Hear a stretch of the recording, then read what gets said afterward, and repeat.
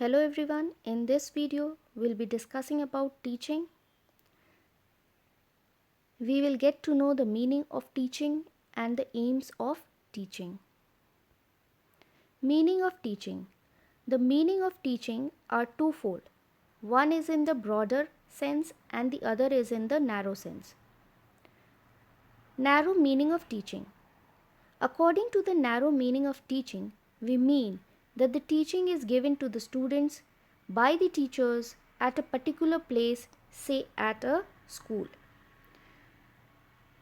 तो यहाँ पे हम लोग देख रहे हैं जो मीनिंग ऑफ टीचिंग है, दो पार्ट में हम लोग देख सकते हैं. एक है नैरो मीनिंग ऑफ टीचिंग और दूसरा है ब्रॉडर मीनिंग ऑफ टीचिंग. तो नैरो मीनिंग ऑफ टीचिंग जो है उसके हिसाब से शिक्षण वह है जो एक शिक्षक के द्वारा दी जाती है. ऐसा हम लोगों का मानना है. जब भी हम लोग टीचिंग के बारे में सुनते हैं या टीचिंग शब्द हम लोग सुनते हैं तो हमारे दिमाग में आता है कि ये टीचिंग किसके द्वारा दिया जा रहा है, एक टीचर के द्वारा दिया जा रहा है. और ये टीचर कहाँ पाए जाते हैं, स्कूल में पाए जाते हैं.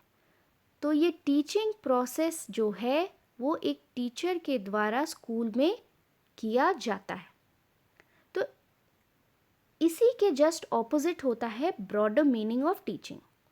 According to the broad meaning of teaching we mean that the environment and the people surrounding him or her teach the person various things and also provide him with the experiences. तो जो narrow meaning में था कि teaching सिर्फ teacher के द्वारा किया जा सकता है या दिया जा सकता है, यहाँ पे बोला गया कि अगर एक स्टूडेंट है और उसके आसपास जितने लोग हैं, फैमिली मेम्बर्स हैं, उसके फ्रेंड्स हैं, नेबर्स हैं, रिलीजियस इंस्टीट्यूशंस है या एजुकेशनल इंस्टीट्यूशंस है, जो स्कूल कॉलेजेस है, ये सब कहीं ना कहीं उस बच्चे को कुछ ना कुछ सिखाते हैं. और साथ ही साथ जितने लोग हैं अपने अनुभव से उसको सिखाते ही हैं और जिस वातावरण में वो रहता है उस वातावरण से भी वो कुछ सीखता है. वो वातावरण भी उसको कुछ ना कुछ सिखाती है. Aims of teaching. Number 1, teaching is to provide opportunity for activities. It is the responsibility of the teacher to give direction and guidance to the students in order to enable the child to develop his individual activities and make an all-round development. जब हम लोग बात करते हैं teaching learning process की तो हमेशा हम लोग फोकस करते हैं कि वो एक्टिविटी बेस्ड रहे. तो यहाँ पे जो टीचिंग है वो एक अपॉर्चुनिटी प्रोवाइड करता है कि बच्चे एक्टिविटी में इन्वॉल्व हो पाए. Teaching is to secure motivation. W.M. Ramburn is of the opinion that to create motivation in a child is the main function of the teacher. तो ये टीचिंग का एम में ही आ जाता है कि teaching should be focused towards motivation. बच्चों को ये प्रोत्साहित करता है. Number 3, teaching means training of emotions in the child. Teaching is one of the means of giving right feelings to children. जब हम लोग आजकल इमोशंस को इतना ज़्यादा इम्पोर्टेंस, इतना ज़्यादा वैल्यू देते हैं, जहाँ पे कहा जाता है कि हम लोगों को इमोशंस को बैलेंस करना आना चाहिए, तो यहाँ टीचिंग एक प्रोसेस के दौरान ही ट्रेनिंग भी दिया जाता है बच्चों को कि कैसे वो इमोशंस को बैलेंस करें. Teaching is a cause to learn. Teaching means helping the child to learn and to do things. The teacher is thus the instrument to establish the relationship between the child and the subject.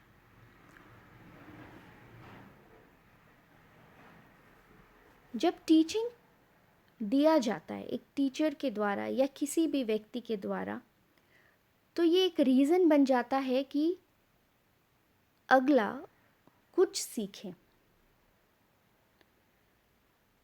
जैसे कि example दे रहे हैं कि classroom में अगर हम लोग narrow meaning of teaching को देखेंगे, तो जब टीचर कुछ पढ़ाते हैं तो बच्चे के लिए वो रीज़न होता है कि उस चीज़ के बारे में और वो जाने और उस चीज़ को सीखे. Teaching is established relationship. Teaching is establishing relationship.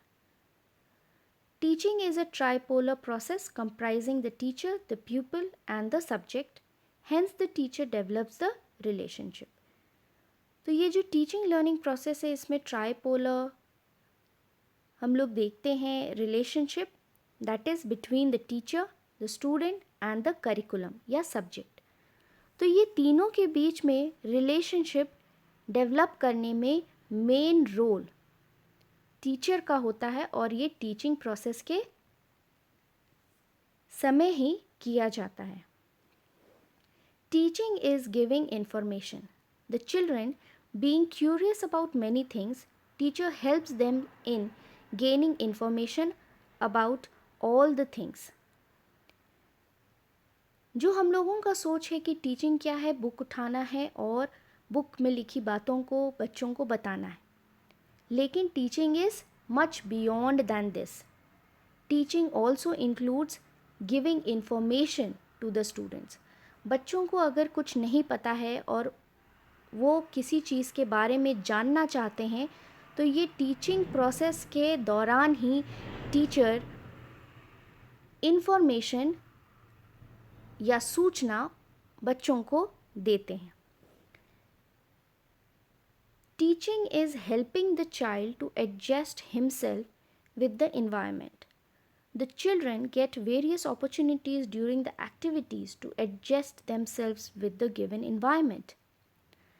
आजकल का जो सबसे ज़्यादा या कॉमन प्रॉब्लम है कि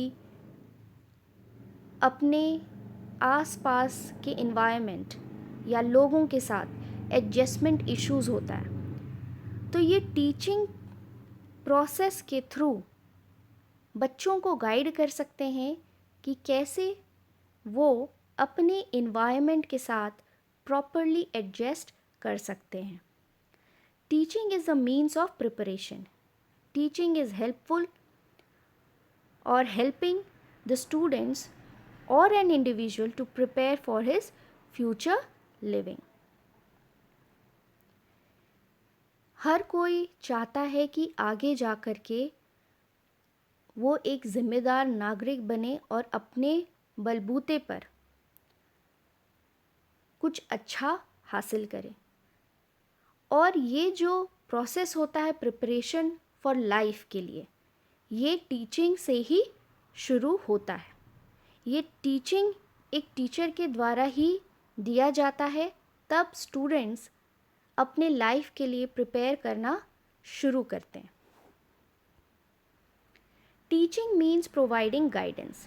guidance is the thing which is required by every individual person and mainly the children.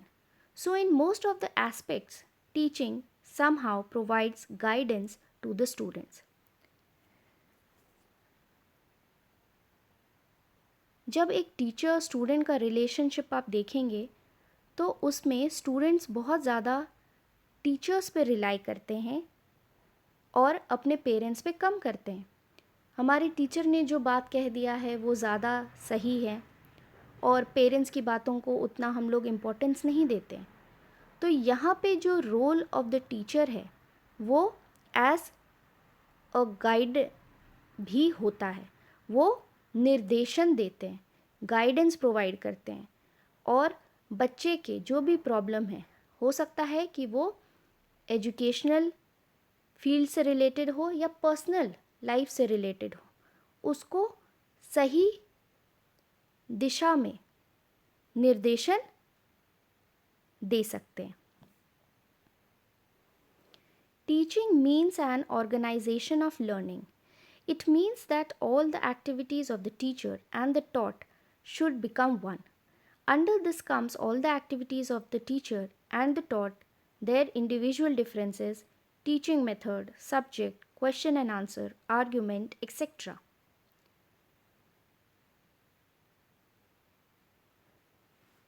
तो टीचिंग के दौरान जो लर्निंग आप प्रोवाइड कर रहे हैं बच्चों को, ये सब कुछ बहुत अच्छे से ऑर्गेनाइज्ड होना चाहिए।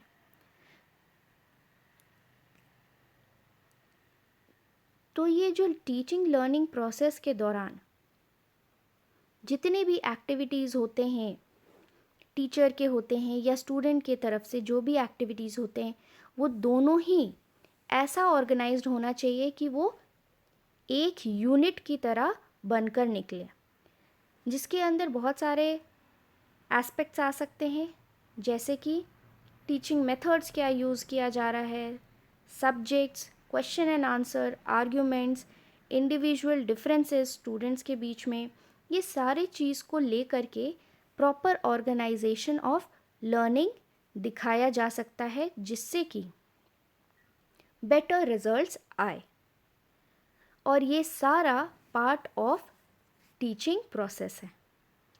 In short, we can say that the aim of teaching is to give such education to the children by which they are able to lead their life and they will contribute to the society by making the society happy and prosperous.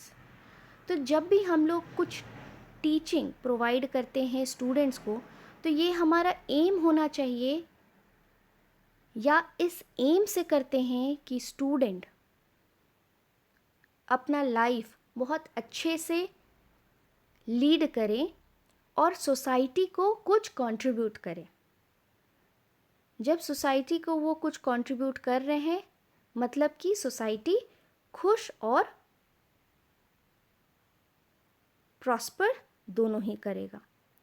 मतलब कि society अगर किसी से कुछ लेता है benefit, तो in return एक स्पेशल बॉन्ड शेयर करता है आपस में।